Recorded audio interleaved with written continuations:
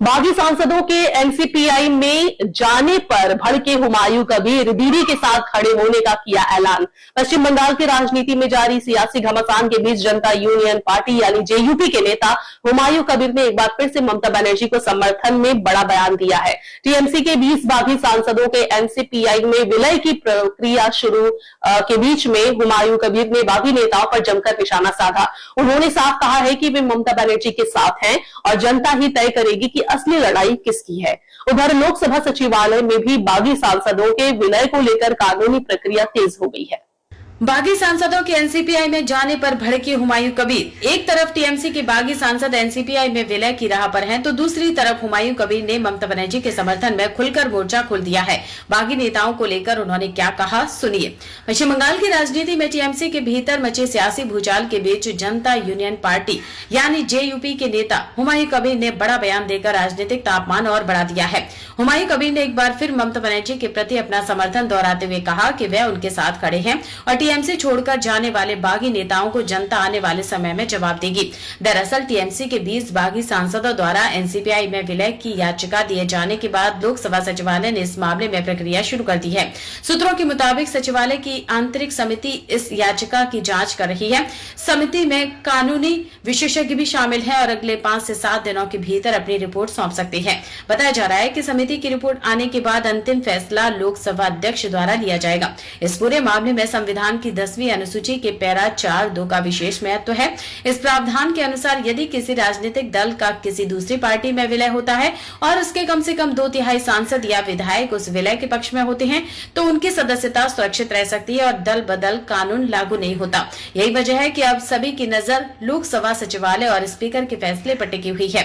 दूसरी ओर हुमायूं कबीर जैसे नेता लगातार ममता बनर्जी के समर्थन में आवाज उठा रहे हैं और बागी नेताओं को निशाने पर ले रहे हैं। राजनीतिक जानकारों का मानना है कि आने वाले कुछ दिन बंगाल की राजनीति के लिए बेहद अहम साबित हो सकते हैं, क्योंकि एक तरफ कानूनी प्रक्रिया चल रही है तो दूसरी तरफ राजनीतिक वर्चस्व की लड़ाई भी अपने चरम पर पहुंचती दिखाई दे रही है। अब देखना होगा कि स्पीकर का फैसला क्या होता है और इसका बंगाल की राजनीति पर कितना बड़ा असर पड़ता है।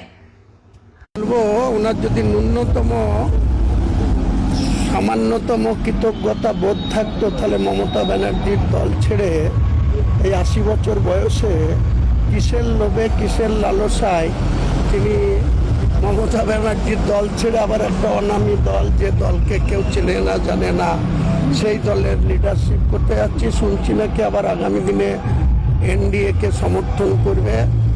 এক পা গঙ্গায় আর এক পায়ে ডাঙ্গায় সে আবার কেন্দ্রের মন্ত্রী হবে। ওর থেকে ওকে বট গাছ থেকে গলায় দড়ি দেওয়া উচিত।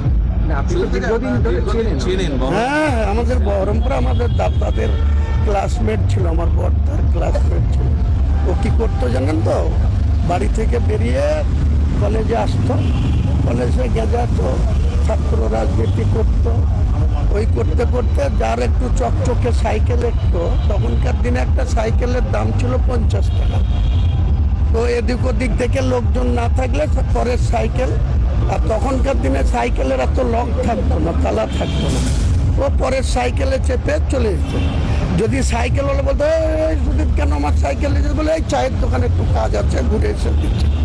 আর যদি সে না দেখতো তাহলে ওই সাইকেলটা গিয়ে 30 টাকায় বিক্রি করে।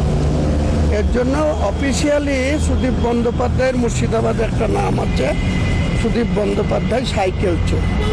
এটা আমি আপনাকে জোরের সাথে বলছি, ওর যদি হিম্মত থাকে তাহলে মুর্শিদাবাদের মাটিতে গিয়ে আমার বিরুদ্ধে বলবে আর আমি প্রমাণ করে দেবো। কারণ যাদের সাইকেল চুরি করেছে তারা অধিকাংশ, ওর বয়স 80 হয়ে গেছে, তাদেরও সেই সময় 80 হয়ে গেছে, কেউ পৃথিবী ছেড়ে চলে গেছে, কেউ আছে, তাদের তো ছেলে বা নাতি নাতনিরা আছে, তাদেরকে বললেই বলবে যে আমার দাদুর সাইকেল চুরি করেছে।